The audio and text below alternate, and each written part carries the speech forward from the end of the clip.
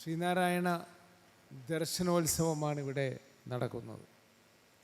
ശ്രീനാരായണ ദർശനങ്ങൾ തലമുറകൾക്ക് പകർന്നു കൊടുക്കുക എന്ന ഏറ്റവും വലിയൊരു കർമ്മത്തിന് സാക്ഷിയാവുകയാണ് നമ്മൾ ഓരോരുത്തർക്കും കൃത്യമായ ഉത്തരവാദിത്വം ഈ പരിപാടിയിൽ പങ്കെടുക്കുമ്പോൾ വർഷത്തിലൊരിക്കൽ ഉണ്ടാവുന്നു എന്നുള്ളത് ഒരു തീർച്ചപ്പെട്ട കാര്യമാണ്. എപ്പോഴാണ് ഈ ദർശനോത്സവം പറവൂർ യൂണിയൻ സംഘടിപ്പിക്കുന്നത് എന്ന് നിങ്ങൾ അറിയണം. കുട്ടികൾക്കൊക്കെ സ്കൂൾ പൂട്ടി മറ്റ് വെക്കേഷനുകളോടുകൂടി ആസ്വദിക്കാൻ വേണ്ടി പോകേണ്ട സമയത്താണ് ഈ ദർശനോത്സവം ആസ്വദിക്കാൻ വേണ്ടി യൂണിയൻ ഇത്തരം പരിപാടികൾ ഒരുക്കുന്നത്. ഇന്ന് കേരളത്തിൻ്റെ വിവിധ ഭാഗങ്ങളിൽ വിവിധയിടങ്ങളിൽ SNDP യൂണിയനുകൾ ഈ തരത്തിലുള്ള പരിപാടികൾ ഒരുക്കിക്കൊണ്ടിരിക്കുകയാണ്. അതിന് പ്രത്യേകമായ ഒരു ഉദ്ദേശം എന്നുള്ളത് തന്നെ ഇത് തലമുറകൾക്ക് കൈമാറുക എന്നുള്ളതാണ്. ശ്രീനാരായണ ദർശനത്തിൻ്റെ സൗന്ദര്യം എന്താണ് എന്നും ആ ദർശനത്തിലൂടെ നമുക്ക് ലഭിക്കുന്ന ആനന്ദം എന്താണ് എന്നുള്ളതും അതൊരു ലഹരിയാക്കി മാറ്റുവാൻ എന്തൊക്കെയാണ് ചെയ്യേണ്ടതെന്നും അതിൻ്റെ കർമ്മങ്ങളുടെ ഒരു ഭാഗമായിട്ട് നമ്മൾ മാറുകയും ചെയ്യുന്നതാണ് ഈ ദർശനോത്സവത്തിൻ്റെ ഏറ്റവും പരമമായ കർമ്മമെന്ന് നമ്മൾ തിരിച്ചറിയണം.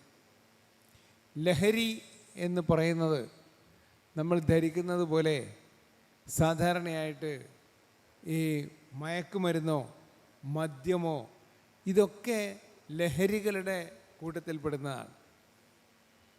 നമുക്ക് എന്തെങ്കിലും ഒരു കാര്യത്തിനോട് ഒന്നിൽ കൂടുതൽ പ്രാവശ്യം അതുണ്ടാവണം വേണം എന്ന് തോന്നുന്നതെല്ലാം ലഹരി തന്നെയാണ്. ചിലർക്ക് ഉറക്കം ഒരു ലഹരിയാണ്. ഉറങ്ങുക എന്ന് പറയുന്നത് ഒരു ലഹരിയാണ്. കാരണം മനസ്സിലിങ്ങനെ വിമ്മിട്ടപ്പെട്ട് നിന്നുകൊണ്ട് ഇതൊന്ന് എങ്ങനെയൊക്കെ ഒന്ന് ഉറങ്ങിയാൽ മതി എന്ന് വിചാരിക്കുകയും ആ ഉറങ്ങി എഴുന്നേൽക്കുന്ന സമയമുള്ള ആ വിമ്മിട്ടം ഒന്ന് ഒഴിവായി വരുന്നത് ഒരു ലഹരിയാണ്. ദർശനം നമ്മൾ പഠിക്കുക, അതിൻ്റെ ആഴത്തിലേക്ക് ഇറങ്ങി ചെല്ലുക എന്ന് പറയുന്നത് ഒരു ലഹരിയായി എടുക്കുമ്പോൾ മാത്രമേ നമുക്ക് അതിൻ്റെ സുഖം ആസ്വദിക്കാൻ സാധിക്കുകയുള്ളൂ. പലപ്പോഴും നമ്മൾ കാണാറുണ്ട്, പലരും സമൂഹമായിട്ട് പ്രാർത്ഥിക്കുന്ന കാണാം. പ്രാർത്ഥന ഒരു ലഹരിയാണ്. പ്രാർത്ഥന ലഹരിയാണ്. ആ ലഹരി കിട്ടാൻ വേണ്ടിയാണ് പലരും അരമണിക്കൂർ ആദ്യം പ്രാർത്ഥിച്ചു. അപ്പോൾ ആദ്യം ഒരു ബോറടി തോന്നി.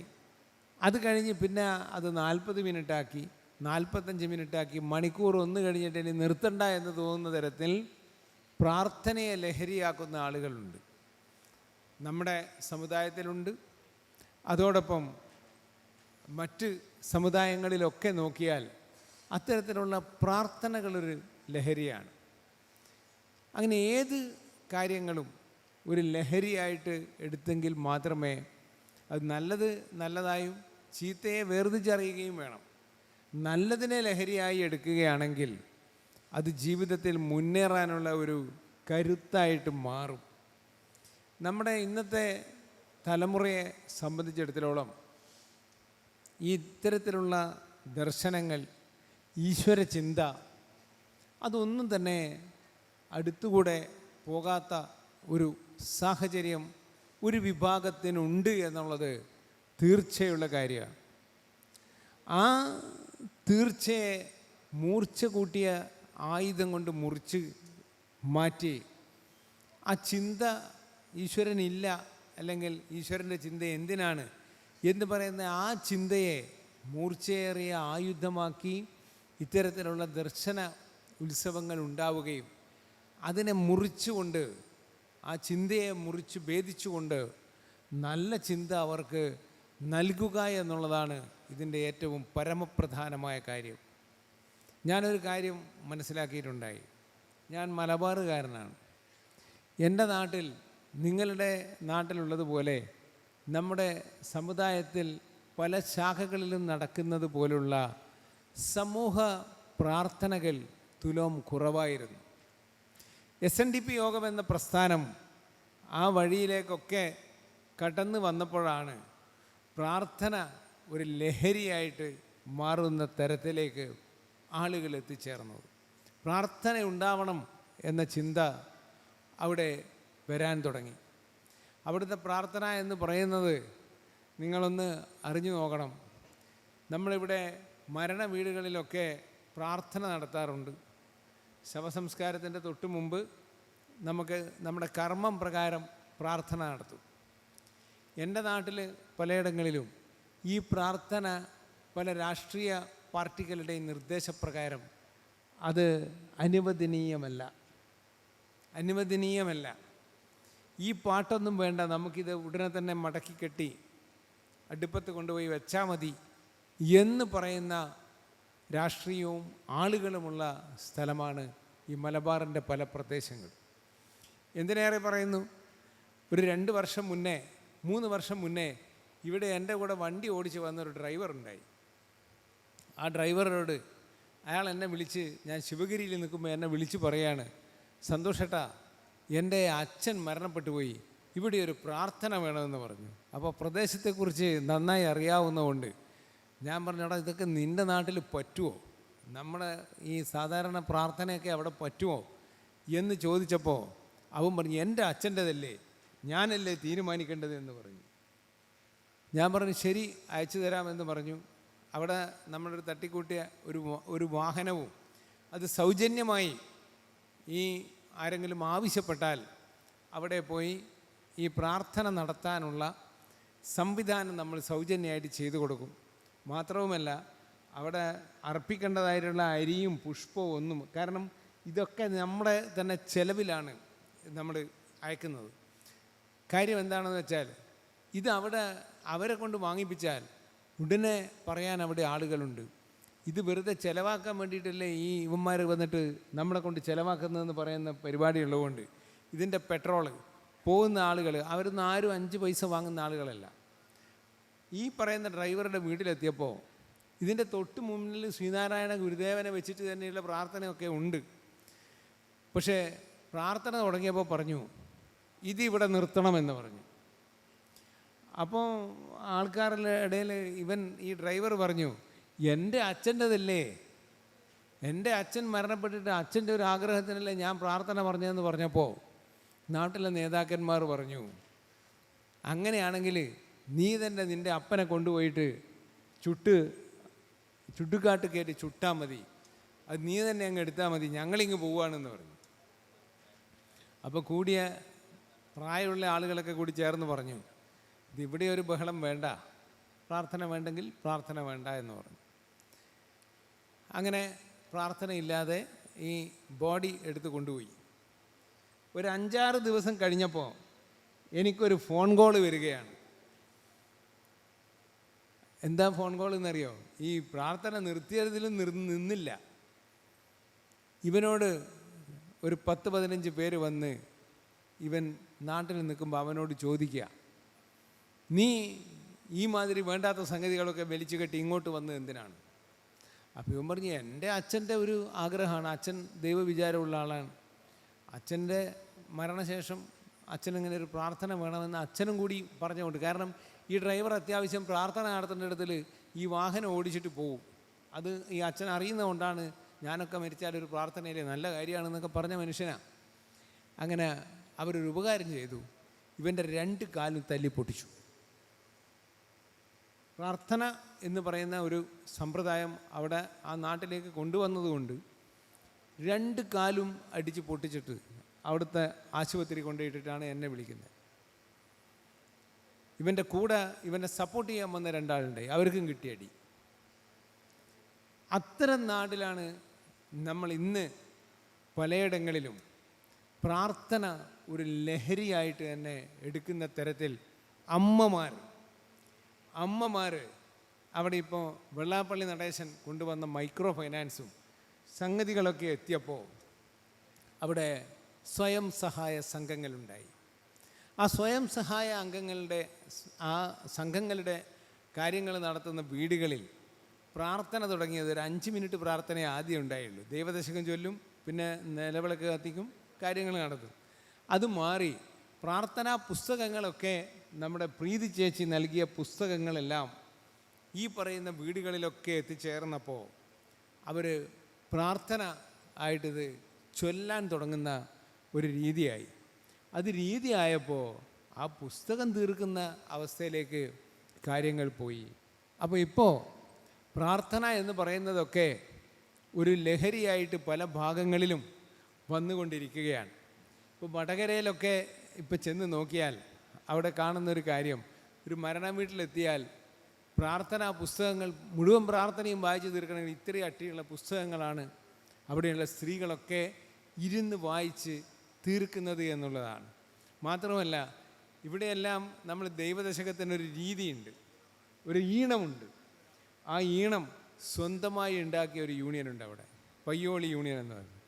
അവർ എല്ലാ അമ്മമാരും, അത് അവിടെ എത്തിയാൽ വയസ്സുള്ള കുറേ അമ്മമാരുണ്ട്, അവർ നമ്മുടെ പ്രോഗ്രാമിനത് ചൊല്ലുന്നത് കേട്ടാൽ ദൈവമേ കാത്തുകൊള്ളുകങ്ങ് കൈവിടാതിങ്ങു ഞങ്ങളെ.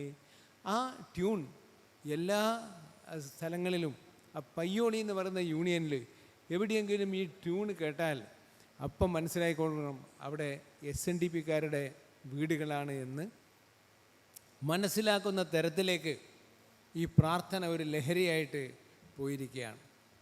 അപ്പോൾ ഞാൻ പറഞ്ഞു കൊണ്ടുവരുന്നത്, ആ ലഹരി അവിടെ ഒന്നും ഇല്ലാത്തിടത്തിൽ അത് ചെയ്യാൻ നമുക്ക് ഇത്രയൊക്കെ ഞങ്ങൾക്കൊക്കെ സാധിച്ചിട്ടുണ്ടെങ്കിൽ, നമ്മുടെ ഈ തലമുറകൾ അവിടെയൊക്കെ വരുന്നത് എന്താണ്? പ്രായമുള്ള ആളുകളാണ് വരുന്നത്. ചെറുപ്പക്കാരായ ആളുകളെ കൊണ്ടുവരണമെങ്കിൽ ഇതുപോലുള്ള കാര്യങ്ങൾ നിർബന്ധമായിട്ടും നമ്മൾ അത് നടത്തിയിരിക്കണം. അതിനുള്ള വേദികൾ ഉണ്ടാക്കുകയും ആ വേദികളിൽ ഇത് ചിന്തിക്കുവാനും പറയുവാനുമുള്ള സാഹചര്യവും സൗകര്യവും ഉണ്ടായി കൊടുക്കുവാൻ നമ്മൾ നിർബന്ധിതരായെങ്കിൽ മാത്രമേ ഈ തരത്തിലുള്ള കാര്യങ്ങളുമായി മുമ്പോട്ട് പോകുവാൻ നമുക്കൊക്കെ സാധിക്കുകയുള്ളൂ. ഒരു പ്രസ്ഥാനമായിട്ട് മുമ്പോട്ട് പോകുവാൻ, അതോടൊപ്പം ഒരു സമുദായം എന്നുള്ള രീതിയിൽ ആ ക്ഷേമത്തോടു കൂടിയുള്ള ഒരു സമുദായം ഉണ്ടാകുവാൻ ഇതൊക്കെ ഒരു ആവശ്യമുള്ള ഘടകമാണ്. നമ്മൾ എടുത്തു നോക്കിയാൽ കാണാം, ഏത് മതങ്ങളും ഏത് സമുദായങ്ങൾക്കും ഈ തരത്തിലുള്ള കാര്യങ്ങളുണ്ട്.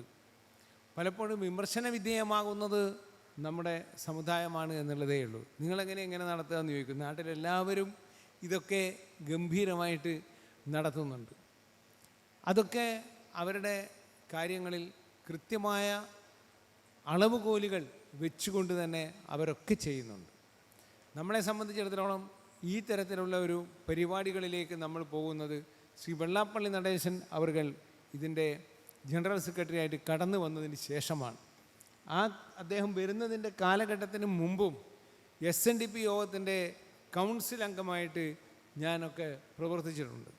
പക്ഷേ എവിടെയും ഇതുപോലുള്ള പരിപാടികൾ ഒരു യോഗത്തിൻ്റെ കീഴിൽ നടത്തുന്ന ഒരു സാഹചര്യം ഉണ്ടായില്ല.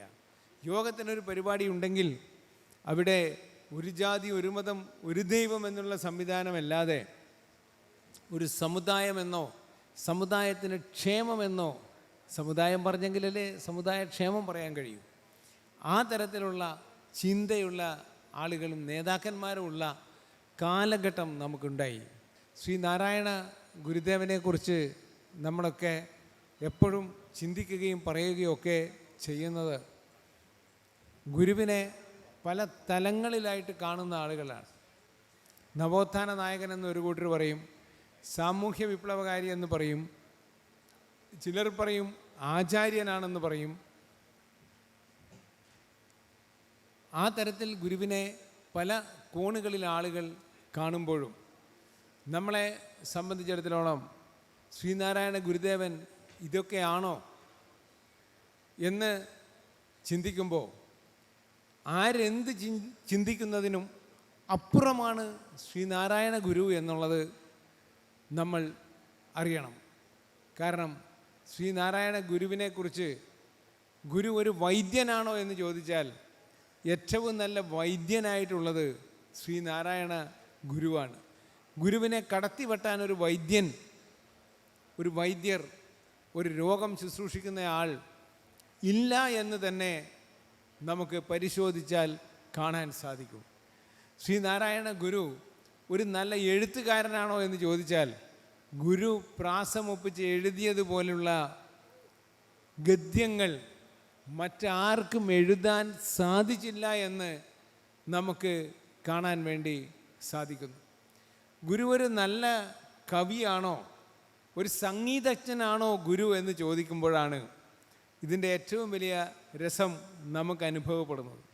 ഗുരു എഴുതിയ ഏത് കൃതിയും അതിന് ഏത് ഈണവും പാകമാകും എന്നുള്ളത് നമ്മളെ സംബന്ധിച്ചിടത്തോളം അത്ഭുതത്തോടു കൂടി മാത്രമേ കാണാൻ സാധിക്കുകയുള്ളൂ. അത്ഭുതത്തോടു കൂടി ഗുരുവിൻ്റെ ഏത് കൃതിയും നിങ്ങൾ എടുത്തു നോക്കിക്കോ. നമദ്ദേവ വൃന്ദം മുതൽ ഏത് കൃതിയും എടുത്തു നോക്കിയാൽ ഏത് രാഗത്തിലും ഈണത്തിലും പാടാൻ സാധിക്കുന്നതാണ് ഗുരുവിൻ്റെ കൈകൾ കൊണ്ടുണ്ടാവുന്ന ആ സൃഷ്ടി എന്ന് നിങ്ങൾ അറിയണം. ഞാനിതിന് ഒരു പ്രത്യക്ഷമായിട്ട് എനിക്ക് ഈയിടെ പ്രത്യക്ഷത്തിൽ അനുഭവിച്ച ഒരു കാര്യമുണ്ടായി. നമ്മളെ ഈ ഷീബ ടീച്ചർ ലേഡിയില്ലേ, ഷീബ ടീച്ചറും നമ്മളൊക്കെ കൂടെ ചേർന്നിട്ട് ഏകാത്മകം എന്ന് പറയുന്ന ഒരു പരിപാടി തൃശ്ശൂരിൽ അവതരിപ്പിച്ചിട്ടുണ്ടായി. ഏകാത്മകം കുണ്ടലിനി പാട്ടാണ്, ഗുരുവിൻ്റെ കുണ്ടലിനി പാട്ടായിരുന്നു അന്ന് വിഷയമായിട്ട് എടുത്തിരുന്നത്. ഗിന്നസ് ബുക്ക് ഓഫ് റെക്കോർഡ്സിലേക്ക് കയറുന്ന തരത്തിലുള്ള മോഹിനിയാട്ടം. അപ്പോൾ മോഹിനിയാട്ടത്തിൻ്റെ ABCD എന്നെ സംബന്ധിച്ചിടത്തോളം ഒന്നും എനിക്ക് അറിയുന്ന കൂട്ടിലായിരുന്നില്ല.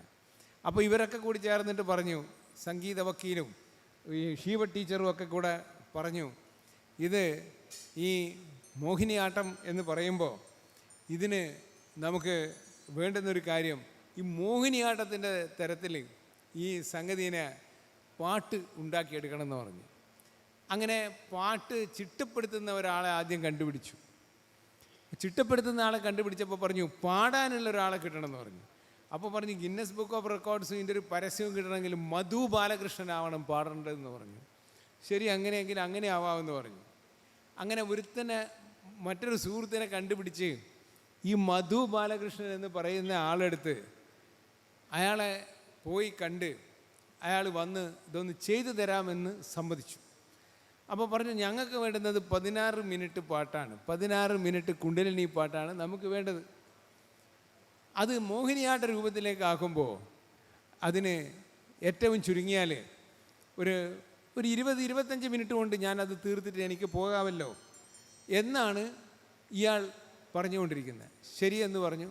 ഞങ്ങൾ ആ ദിവസം കണക്കാക്കി സ്റ്റുഡിയോയിലേക്ക് ഇയാളെ കൊണ്ടുവന്നു, റെക്കോർഡിങ് സ്റ്റുഡിയോയിൽ കൊണ്ടുവന്നു. ഇത് റെക്കോർഡ് ചെയ്യാൻ തുടങ്ങി 5 മണിക്ക് വന്ന മധു ബാലകൃഷ്ണൻ ആ റെക്കോർഡിങ് സ്റ്റുഡിയോ വിട്ട് പോകുന്നത് 8:45-നാണ്. 3.25 മണിക്കൂറാണ് ഇത് മോഹിനിയാട്ട രൂപത്തിൽ ഇത് ചെയ്യാൻ വേണ്ടിയിട്ട് അദ്ദേഹം എടുത്ത സമയം. അപ്പോൾ അതിൻ്റെ ആ ഈണം വന്നപ്പോൾ ആ മോഹിനിയാട്ട രൂപത്തിലേക്കുള്ള ഈണം പോലും അതിന് ചേരുന്ന അവസ്ഥയിലേക്കായി. അതിലൊരു പ്രത്യേക ടോണിലാണ് വന്നത്. ദേഹം നിജമല്ല ദേഹിയുണ്ടൊരുവനി ദേഹത്തിലുണ്ടറിഞ്ഞാടു പാമ്പേ. ആ ട്യൂണിലാണ് ഈ സംഗതി മുഴുവൻ പോയത്. നമ്മൾ കേട്ട ഒരേ ട്യൂണുള്ള ആടു പാമ്പേ പുനം തേടു പാമ്പേ, അത് അങ്ങനെ 2-3 ടൈപ്പേ നമ്മൾ കേട്ടുള്ളൂ. ഈ പരിപാടി കഴിഞ്ഞ് ആകെ വിയർത്ത് കുളിച്ച് നിൽക്കുന്ന ഈ മധു ബാലകൃഷ്ണൻ എന്നോട് പറയാണ്, ഞാനിത് പാടാൻ ഇത്ര സാഹസപ്പെട്ടിട്ടുണ്ടെങ്കിൽ ഇതെഴുതി ആ ഗുരുവിനെ ഞാൻ നമിച്ചുപോയി എന്ന് പറഞ്ഞു. അതിൻ്റെ ആ വേർഡിൻ്റെ സ്ട്രക്ചർ ഉണ്ടല്ലോ, ഇതിൽ എഴുതിയിരിക്കുന്ന ഓരോരോ അക്ഷരത്തിൻ്റെയും ആ കൂട്ടി യോജിച്ചുകൊണ്ടുള്ള, ഞാൻ ഒരുപാട് പാട്ട് പാടിയിട്ടുണ്ട്.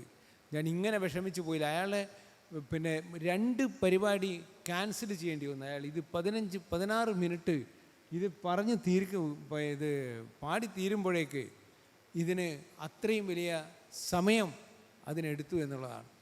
ഏത് കൃതിയും ഗുരുവിൻ്റേത് ഈ പറയുന്ന സാഹിത്യത്തിലാണ് എന്ന് ഏറ്റവും മൂത്ത ഒരു ഗുരുക്കൾ പറഞ്ഞപ്പോഴാണ് നമ്മൾ ഇദ്ദേഹം ഈ ചിന്തിച്ചതിൻ്റെ കാര്യം പറഞ്ഞപ്പോൾ അത്രയും ഗംഭീരമായിട്ടാണ് പറയുന്നത്.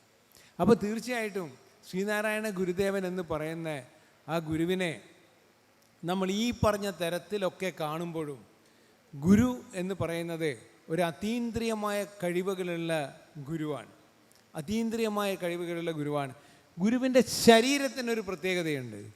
ഗുരുവിൻ്റെ ശരീരം തന്നെ ഏറെ പ്രത്യേകതയുള്ളതാണ്. പലപ്പോഴും പലരും നമ്മുടെ വേദികളിൽ നിന്ന് സംസാരിക്കുമ്പോൾ എപ്പോഴും പറയുന്നൊരു കാര്യം അരുവിപ്പുറം ശിവപ്രതിഷ്ഠയെക്കുറിച്ച് പറയും. അരുവിപ്പുറം ശിവപ്രതിഷ്ഠ എന്നുള്ളത് നമ്മളെ സംബന്ധിച്ചിടത്തോളം ഈ കേരളത്തിന് വിപ്ലവാത്മകരമായ മാറ്റമുണ്ടാക്കിയ പ്രതിഷ്ഠയാണ് അരുവിപ്പുറം ശിവപ്രതിഷ്ഠ ഗുരുവിൻ്റെ തൃക്കരങ്ങളാൽ എന്ന് നമ്മൾ പറയുമ്പോഴും അതിൻ്റെ മറ്റൊരു വശത്തെക്കുറിച്ച് ആ വിപ്ലവാത്മകപരമായ മാറ്റത്തിനേക്കാളും അപ്പുറം അതിനുമുപരിയായിട്ടുള്ള കാര്യങ്ങൾ നമ്മുടെ കുഞ്ഞുങ്ങളെ അറിയിക്കാനും നമ്മൾ അറിയുവാനുമുള്ള വേദികൾ നമുക്കുണ്ടാവണം. കാരണം അത് ശ്രീനാരായണ ഗുരുദേവൻ്റെ അതീന്ദ്രിയമായ കഴിവാണ് എന്നുള്ളത് നമ്മൾ തിരിച്ചറിയണം. കാരണം ഈ കാര്യം പറയുമ്പോൾ ശ്രീനാരായണ ഗുരുദേവൻ ശങ്കരൻ കുഴിയിൽ മുങ്ങിക്കൊണ്ടാണ് ഈ പ്രതിഷ്ഠ എടുത്തുകൊണ്ട്, ഈ പ്രതിമ എടുത്തുകൊണ്ട്, അല്ലെങ്കിൽ ഈ ശിവലിംഗത്തെ ഉയർത്തിക്കൊണ്ടുവന്നത് എന്ന് നമുക്ക് ചരിത്രത്തിലൂടെ വായിക്കാൻ പറ്റിയിട്ടുണ്ട്. 3/4 മണിക്കൂർ സമയം ഗുരു ഈ ശങ്കരൻ കുഴിയിലേക്ക് മുങ്ങി നിന്നുകൊണ്ടാണ്, മുങ്ങാങ്കുഴി ഇട്ടുകൊണ്ട് ഗുരുവിന് എന്തോ സംഭവിച്ചു എന്നും ഗുരുവിൻ്റെ പ്രാണൻ നഷ്ടപ്പെട്ടു എന്ന് പോലും പുറത്ത് നിന്നുകൊണ്ടിരുന്ന, ഇത് കണ്ടുകൊണ്ടിരുന്ന ആളുകൾ കൂട്ടമായി നിലവിളിച്ച ഒരു ചരിത്രം ഈ ചരിത്രത്തിൽ എഴുതി കാണാം. നമ്മുടെ വരികൾക്കിടയിലൂടെ ഒന്ന് ഓർത്തു നോക്കിയാൽ കാണാം. ഇവിടെയാണ് അതിൻ്റെ പ്രാധാന്യം നിങ്ങൾ അറിയേണ്ടത്. 3/4 മണിക്കൂർ സമയം ഒരു മനുഷ്യനും, സാധാരണ മനുഷ്യന് മുങ്ങാങ്കുഴിയിട്ടിട്ട് ഒരു കയത്തിനടിയിലേക്ക്, അല്ലെ വെള്ളത്തിനടിയിലേക്ക് 3/4 മണിക്കൂർ നേരം ഒന്നിച്ച് മുങ്ങിക്കിടക്കാൻ സാധിക്കുകയില്ല എന്ന് നമ്മൾ തിരിച്ചറിയണം. അതിനാണ് കഴിഞ്ഞ വർഷം ഏകദേശം ഇതേ സമയത്ത് തന്നെ ആ ഷിരൂറിൽ ഒരു ലോറി വെള്ളത്തിനടിയിലേക്ക് പോയി. ആ ലോറിയെ അവനുണ്ടോ, ആ ഡ്രൈവർ ഉണ്ടോ, ജീവിച്ചിരിപ്പുണ്ടോ എന്ന് നോക്കാൻ ഒരു ഇന്ത്യയിലെ ഏറ്റവും കൂടിയ ഒരു മുങ്ങൽ വിദഗ്ധൻ ഈശ്വർ മാൽപ്പെ എന്ന് പറയുന്ന മാൽപ്പെ തുറമുഖത്തുള്ള ഒരാൾ, അയാളെ കൂട്ടിക്കൊണ്ട് വന്നപ്പോൾ അയാൾക്ക് ഇതിൽ മുങ്ങാങ്കുഴിയിട്ട് നിൽക്കാൻ പറ്റിയ ഏറ്റവും കൂടുതൽ സമയം എന്നുള്ളത് ഒരു പ്രാവശ്യം ശ്വാസമെടുത്ത് വെള്ളത്തിനടിയിലേക്ക് ഇറങ്ങിയാൽ 3 മിനിറ്റാണ്. 3 മിനിറ്റ് മാത്രമേ ഒരു സാധാരണ മനുഷ്യന് വെള്ളത്തിനടിയിലേക്ക് നിൽക്കാൻ സാധിക്കുകയുള്ളൂ. അവിടെയാണ് ശ്രീനാരായണ ഗുരുദേവൻ ആ ഗുരുവിൻ്റെ ശരീരം എന്ന് പറയുന്ന അതീന്ദ്രിയമായ അത്ഭുതമാണ് ഗുരുവിൻ്റെ ശരീരമെന്ന് തിരിച്ചറിയുന്ന തരത്തിൽ ആ ശരീരം ഈ വലിയ കയത്തിനടിയിലേക്ക് പോയി 3/4 മണിക്കൂർ നേരം നിന്നതിന് ശേഷം ഈ ശിവലിംഗവുമായിട്ട് ഉയർന്നു വന്നത് എന്ന് നമ്മൾ അറിയണം. വെള്ളത്തിനടിയിലേക്ക് മുങ്ങിയ ആളുകൾക്കൊക്കെ അറിയാം, മുങ്ങാങ്കുഴിയിടാൻ അറിയുന്ന ആളുകൾക്കൊക്കെ അറിയാം, ഏറ്റവും ഭാരമുള്ള ഒരു കരിങ്കല്ല് കയ്യിൽ വെച്ചുകൊണ്ട് ഒരു കാരണവശാലും ഒരു കയത്തിൽ നിന്ന് പൊങ്ങി വരാൻ സാധിക്കുകയില്ല. താഴ്ന്നു പോകാനുള്ള ഒരു ടെൻഡൻസി ഉണ്ടാവുള്ളൂ. അതിന് എത്ര ഭാരമുള്ള കല്ലും നമുക്ക് കൊണ്ടുവരാൻ കഴിയില്ല. അവിടെയാണ് ഗുരു ഈ ശിവലിംഗം നെഞ്ചോട് ചേർത്തുകൊണ്ട് മുകളിലേക്ക് ഉയർന്നു വരുന്നത്. മാത്രമല്ല, അതിനുള്ളൊരു പ്രത്യേകത, ഈ ശിവലിംഗവുമായിട്ട് ഗുരു ഉയർന്നു വരുമ്പോൾ ഏകദേശം നമ്മുടെ നട്ടുപാതിരാക്ക് സൂര്യൻ ഉദിച്ച തരത്തിലാണ് അത് കണ്ടുകൊണ്ട് നിന്ന ആളുകളുടെ വിവരണമുണ്ടായത്. ശിവലിംഗവുമായിട്ട് ഗുരു കയറി വന്നപ്പോൾ ആ ഗുരു ഈ ശിവലിംഗം അവിടെ കൊണ്ടുപോയിട്ട് പ്രതിഷ്ഠിക്കുകയാണ്.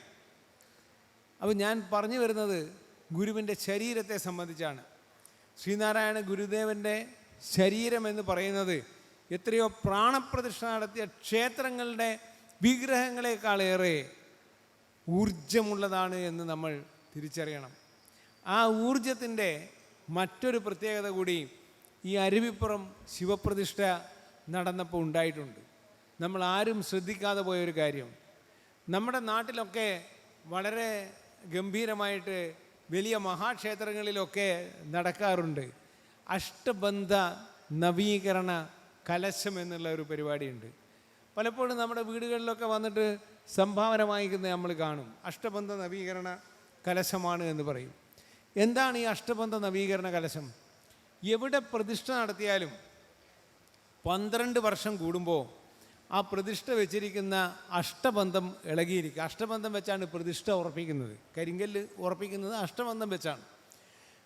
അങ്ങനെ അഷ്ടബന്ധത്തിന് ദോഷമുണ്ടായാൽ അതിനകത്തേക്ക് ഈ ഹോമിക്കുകയും അതുപോലെ ധാര ഒഴിക്കുകയൊക്കെ ചെയ്യുന്ന വെള്ളവും അഴുക്കും ഇറങ്ങി ദോഷമുണ്ടാകുന്നത് കൊണ്ടാണ് ഈ അഷ്ടബന്ധം നവീകരിക്കാൻ വേണ്ടി വലിയൊരു കർമ്മം ചെയ്യുന്നത്. ഈ അരുവിപ്പുറത്ത് ഇന്ന് വരെ അഷ്ടബന്ധ നവീകരണം നടത്തേണ്ടി വന്നില്ല എന്നുള്ള വിവരം നിങ്ങളറിയണം. അവിടെ എന്ത് സംഭവിച്ചു എന്നറിയണം. ശ്രീനാരായണ ഗുരു ഈ പാറക്കല്ല് എന്ന് പറയുന്ന നമ്മുടെ ഈ ചിലർ പാറക്കല്ലെന്ന് പറയുകയും നമ്മളതിനെ ഭക്തിപൂർവ്വം ശിവലിംഗം എന്ന് പറയുകയും ചെയ്യുന്ന ഈ ശിവലിംഗം കൊണ്ടുവന്ന് അരുവിപ്പുറത്തുള്ളൊരു പാറയുടെ മേലെയാണ് ഗുരുവിൻ്റെ തൃക്കരങ്ങളാൽ കൊണ്ടുപോയിട്ട് വെക്കുന്നത്. അവിടെ ഒരത്ഭുതം, മഹാത്ഭുതം സംഭവിച്ചിട്ടുണ്ട്. ഈ ശിവലിംഗം എന്ന് പറയുന്ന കരിങ്കല്ലും അതോടൊപ്പം ഇത് വെച്ചിരിക്കുന്ന പാറക്കല്ലും രണ്ടും ചേർന്ന് ഒന്നായി എന്നുള്ളത് എത്ര പേര് അതിനെക്കുറിച്ച് അറിയാമെന്ന് എനിക്കറിയില്ല. ഇത് രണ്ടും ചേർന്ന് ഒന്നാവുകയാണ് ചെയ്തത്. കല്ലും യോജിച്ചു പോയി. വെൽഡ് ചെയ്ത ഇരുമ്പ് പോലെ രണ്ടും യോജിച്ചപ്പോൾ പിന്നീട് അതിനകത്തേക്ക് ഒരു കാരണവശാലും അഷ്ടബന്ധത്തിൻ്റെ വിഷയം വരാത്ത തരത്തിൽ അവിടെ യോജിച്ചു പോയി എന്നുള്ളത് ആർക്ക് വേണമെങ്കിലും എപ്പോൾ വേണമെങ്കിലും പോയാൽ കാണാവുന്ന തരത്തിലുള്ളതാണ് ഗുരുവിൻ്റെ തൃക്കരങ്ങളാൽ നടത്തിയിരിക്കുന്ന ഈ പ്രതിഷ്ഠ. ഇത് പരസ്യമായിട്ട് പറയാൻ നമുക്ക് ഇതുപോലുള്ള വേദികളല്ലാതെ സാധാരണ വേദികളിലേക്ക് എത്തുമ്പോൾ ആളുകൾ പറയുന്നത് അത് വിപ്ലവാത്മകരമായ മാറ്റമാണ്. നമ്മൾ ആരും അതിനെപ്പറ്റി തെറ്റ് പറയുന്നില്ല. വിപ്ലവാത്മകരമായ മാറ്റം തന്നെയായിരുന്നു. അതൊക്കെ എന്ത് പറയുന്നോ അതൊക്കെ ശരിയാണ്. നവോത്ഥാനമാണ്, അത് ഈ സാമൂഹ്യ വിപ്ലവമാണ്, ഒക്കെ ശരിയാണ്. പക്ഷെ അതിൻ്റെ ഇടയിൽ വരികൾക്കിടയിൽ ഞാൻ ഈ പറഞ്ഞ കാര്യം ഒന്ന് വായിച്ചു നോക്കുമ്പോഴാണ് നമുക്ക് ശ്രീനാരായണ ഗുരുദേവൻ എന്താണ് എന്ന് നമുക്ക് മനസ്സിലാക്കാൻ വേണ്ടിയിട്ട് സാധിക്കുക എന്ന തിരിച്ചറിവ് നമുക്ക് ഉണ്ടാവണം. ഇതൊക്കെ നമ്മുടെ തലമുറകൾക്ക് കൈമാറേണ്ട ഒരു വസ്തുതകളും അതോടൊപ്പം ഇതൊന്നും അന്ധവിശ്വാസത്തിൽപ്പെടുന്നതല്ല, ശാസ്ത്രീയമായി തെളിയിക്കപ്പെട്ടിട്ടുള്ള കാര്യങ്ങളാണ് ഞാൻ ഈ പറഞ്ഞുകൊണ്ടിരിക്കുന്നത് എല്ലാം തന്നെ. ഇനി ഗുരുവിൻ്റെ ശരീരത്തെ സംബന്ധിച്ച് ഗുരു എന്തായിരുന്നു എന്നുള്ളത് പലപ്പോഴും നമ്മൾ ഗുരുവാണ്, ഇങ്ങനെയാണ്, അങ്ങനെയാണെന്നൊക്കെ പറയും.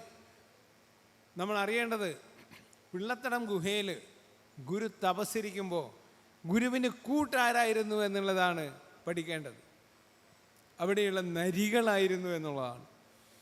നരികളാണ് ഗുരുവിൻ്റെ അടുത്ത് ഉണ്ടായിരുന്നത്. ഇന്ന് നരീനെ ഒന്ന് കണ്ടു കഴിഞ്ഞാൽ 144 പാസ്സാക്കുന്ന നാടാണ് നമ്മൾ. ഒരു നരീനെ കണ്ടാൽ മതി 144ആയി.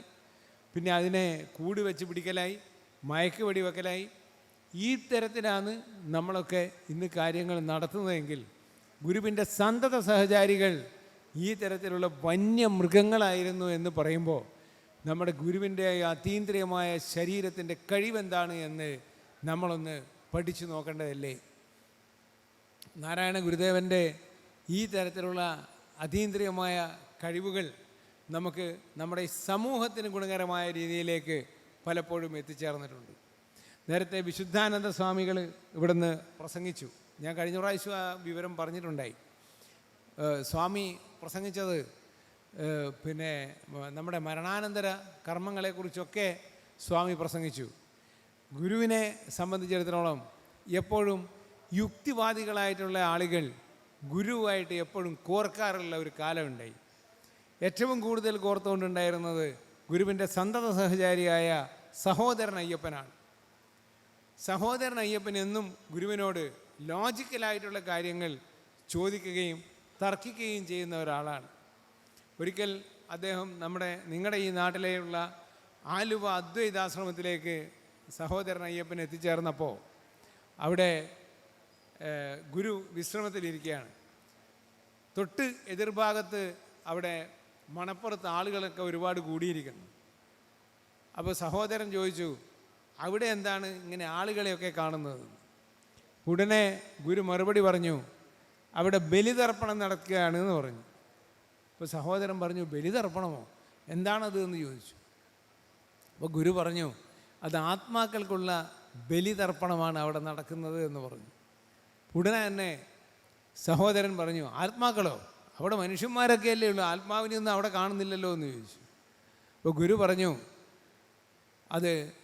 ഇതിപ്പൊക്കെ കഴിഞ്ഞു പോയല്ലോ, സഹോദരൻ അടുത്ത വാവു ബലിക്ക് വരിക, അപ്പോൾ നമുക്ക് പറയാമെന്ന് പറഞ്ഞു. അടുത്ത വാവു ബലിക്ക് ഗുരുവിൻ്റെ തൊട്ടടുത്ത് വന്ന് സഹോദരൻ അവിടെ നിന്നപ്പോൾ ഗുരു ആത്മകഥം പോലെ പറഞ്ഞു, ഹോ, സഹോദരനത് വിട്ടില്ല അല്ലേ എന്ന് പറഞ്ഞു. അപ്പോൾ സഹോദരൻ അയ്യപ്പൻ പറഞ്ഞു, അങ്ങനെ വിടാൻ ഒക്കുവോ എന്ന് ഗുരുവിനോട് ചോദിച്ചു.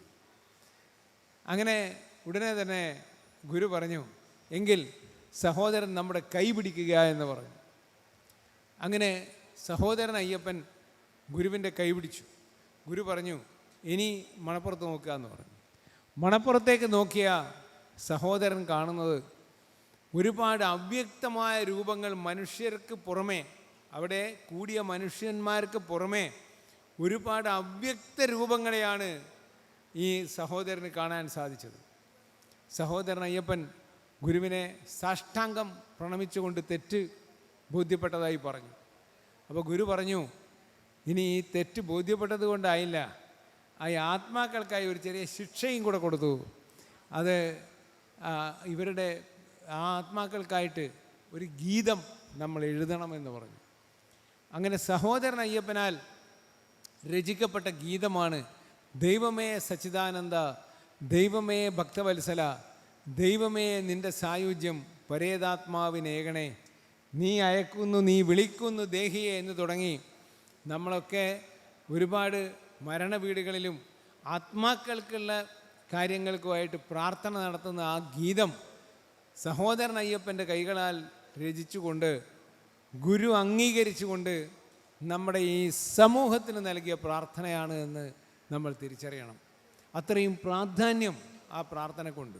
അതുകൊണ്ടാണ് ശ്രീനാരായണ ഗുരുദേവൻ ഈ പ്രതിഷ്ഠ നടത്തിയ ക്ഷേത്രങ്ങളിലെല്ലാം ബലിതർപ്പണവും അതിൻ്റെ കൂടെയുണ്ട്.